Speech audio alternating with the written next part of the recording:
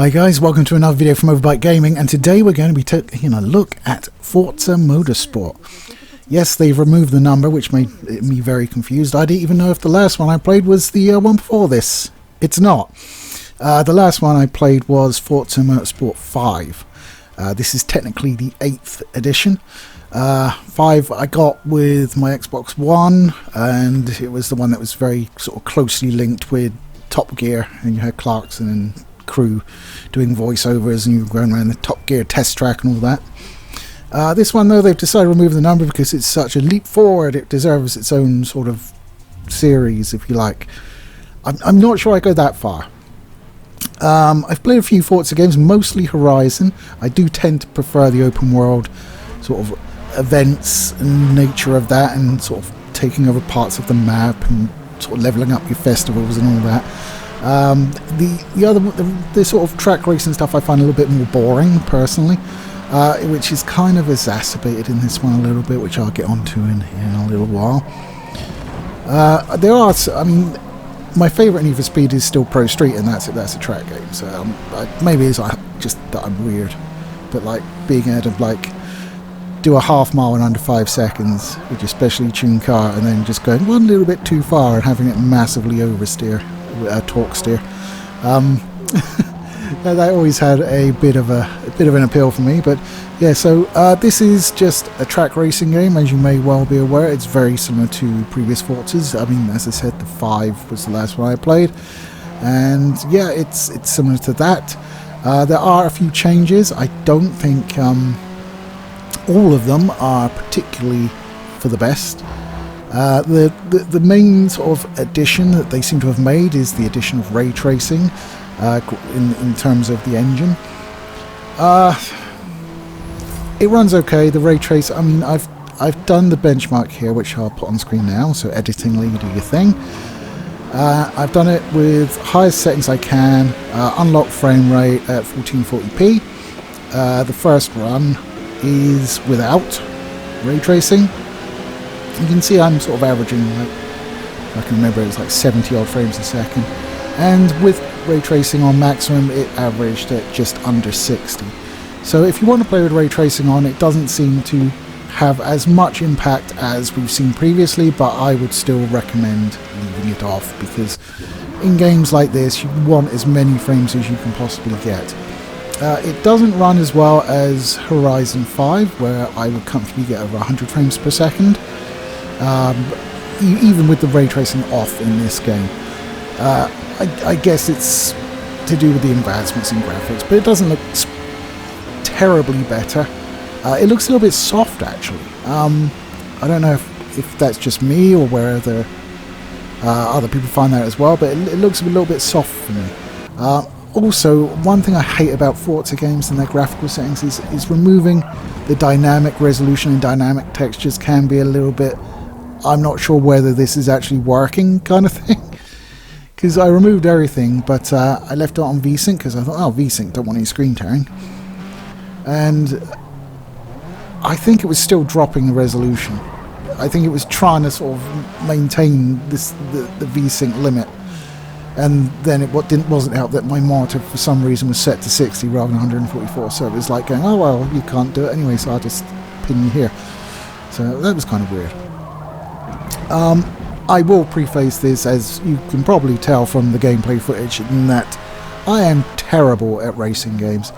Normally when this is why Forza is one of my preferred series, is because you can have so many assists on, it can damn near drive for you. So like with the highest assists in Forza games, it will help with the steering, it will help with the braking, it will do all of that, as well as like give you sort of visual cues and stuff like that.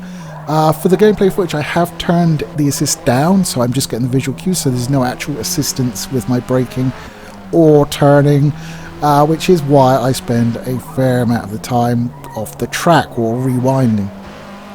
I am getting better with practice, and to be fair, I'm kind of enjoying myself more with it without them on.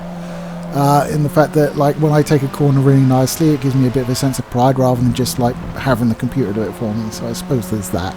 Also, upgrading your car will make a huge difference. It did to me. I was never able to bleed off enough speed to like take sharp corners very well, even though I had the visual assistant that told me I should be braking. I was always trying to like just skate the line and just never getting it right, so I'd end up off the track.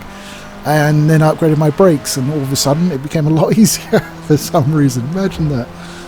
Okay, so it's a racing game, it's in tracks, it's a Forza game. You kind of know what you're going to get when you go into this. There are a few bits that, at least since 5, and certainly weren't present on like Horizons or anything like that, practice laps are now mandatory, which is annoying.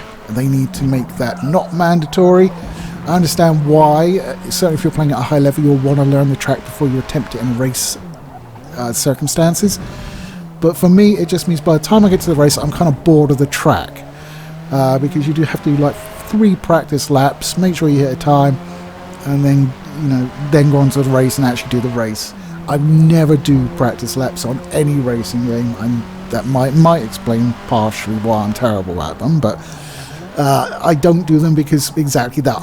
I get bored of the track. There are less tracks in this one than there were in the previous one. I think it was something like 32 in the previous one, and there were only 20 in this one. It's still a reasonable amount of tracks, and apparently there are more coming. So that will be remedied. Another thing that I'm really on the fence about is the way they've decided to implement upgrades this year. So basically, upgrades are walled behind experience levels of your car. Now, so when you buy a car, it will be level 1, and you'll have access to like the lowest grade upgrades. And then you have to drive the car, and as you drive it, you'll get car XP, and it will level up, and then it will unlock more upgrades for you to get. You don't buy upgrades with money, you buy it with car points that you also earn while you're racing. So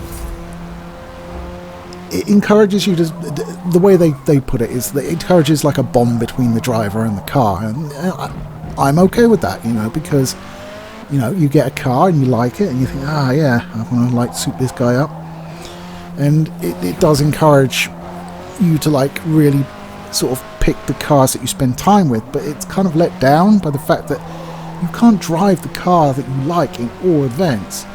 You might get it to like level 4 or something, and like that's it. I'm going to use a different car for the next event, and you know, you might only see another event where you can use that car like once again, or like there's more events coming, but they're on like a weekly drop. So it's like, if I want to build a relationship with the car, then I have to be driving that car more often than the career mode allows.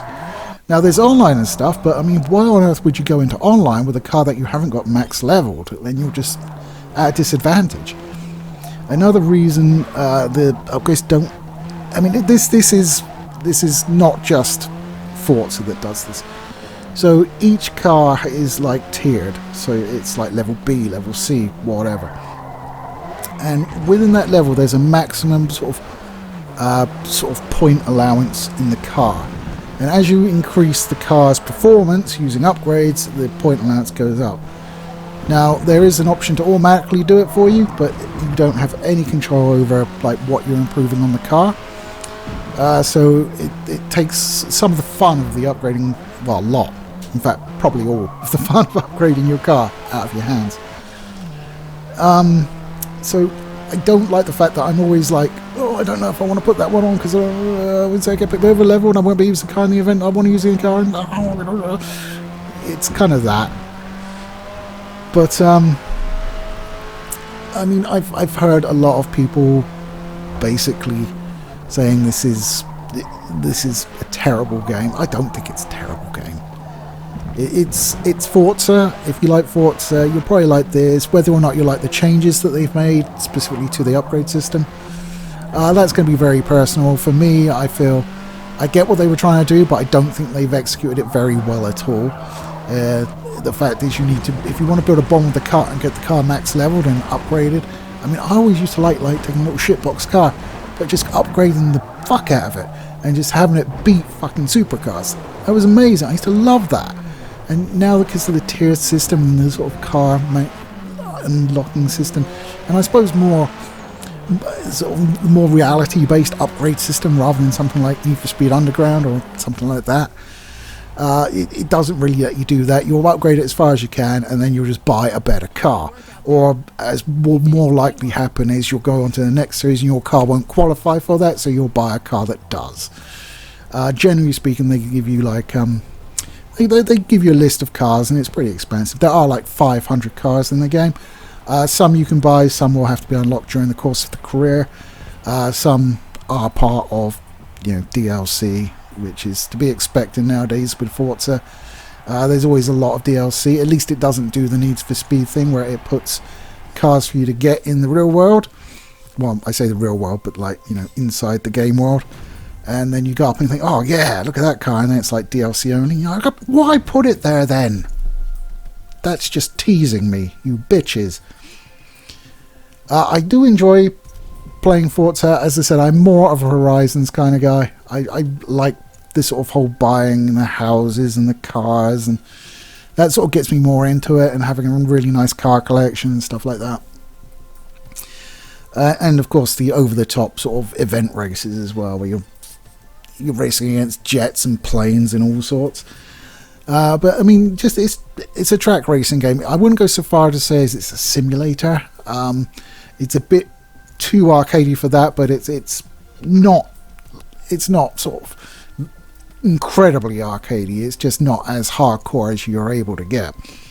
I wasn't using a wheel while I was playing this. I do have a wheel, but it's not a great wheel. It's like £100 or something. It's not even a full-size one. It's about the size of a dinner plate. So, a regular person's dinner plate, not like my dinner plate as well. And because I'm well aware of like how, I mainly use it for like Euro Truck Simulator or American Truck Simulator. Probably American, because it's got more variety in the sort of surroundings. But I don't really use it for anything but that, and I use that in VR as well, so I get the nice full truck driving experience, which I really like. But, I went through the whole setting up the wheel and that, and it took me ages. And just for, like, playing Forza, I was just like, nah, I'm not going to be doing that. It does have wheel support. It does have wheel support for a lot of stuff. And, I'm sure there'll be guides online for, like, various models of wheels, especially the more popular or the more sort of pro-level wheels. We'll get guides on like what the best settings are for it, so I imagine you should be able to do pretty well with the wheel in the game. But I used my Xbox One controller, my Xbox One, what is it called? It's Series controller. There you go, because my Xbox One controller stopped reliably connecting, so I bought a Series controller, and I quite like it, although it's quite an iterative improvement over the other. So yes, we have Forza Motorsport. It's Forza. It's very difficult to be able to say it's a track racing game that plays very much like the previous track racing games. From a handling standpoint, as I said, most of the time I used assists quite heavily, so I'm probably not going to be the guy to be talking about what the handling difference is between the two games that I've played, the two mainline games I should say. Probably not me, but to be fair, it doesn't feel spectacularly different. I think they've got the handling down. I've always enjoyed Forza more than its PlayStation counterpart Gran Turismo, purely because I'm terrible at racing games, and Gran Turismo, I don't know if it still does, but it always used to gate you with license tests. And man, those things would kill me. I'd be like, I just want to drive faster. I don't want to do this. Why are you making me do this? So Forza was always like the one I prefer, but as I say, more the Horizons than the Motorsport series, because it's just more interesting to me and more fun. And plus barn finds, like just having like a mysterious sort of collectible car that's rare just turn up, and you're just like, oh, I don't know what that is. I didn't enjoy like spending 10 minutes driving around in a circle looking for a barn that's out the way, but I definitely enjoyed like when you get to the bar and it's like, oh my god, look what I got. It's a car that I haven't got. But yeah, I mean, it's a perfectly competent racing game. It's fun.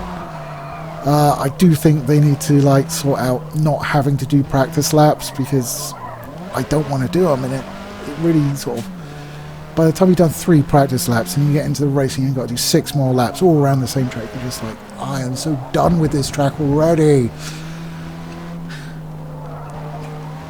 But I mean, I didn't pay for it. It is on Game Pass, day 1 release on Game Pass, as you would expect, being a Microsoft exclusive. So, you know, if you like driving games, and, you know, especially if you like Forza games, give it a try. As I say, you may not get on with the upgrade system, and you've got to do the practice laps, unfortunately. But outside of that, it's a damn good game. It doesn't run terribly, although I think it isn't as well optimized as 5. Horizon 5, I should say. Is it 5 or 4? I can't remember.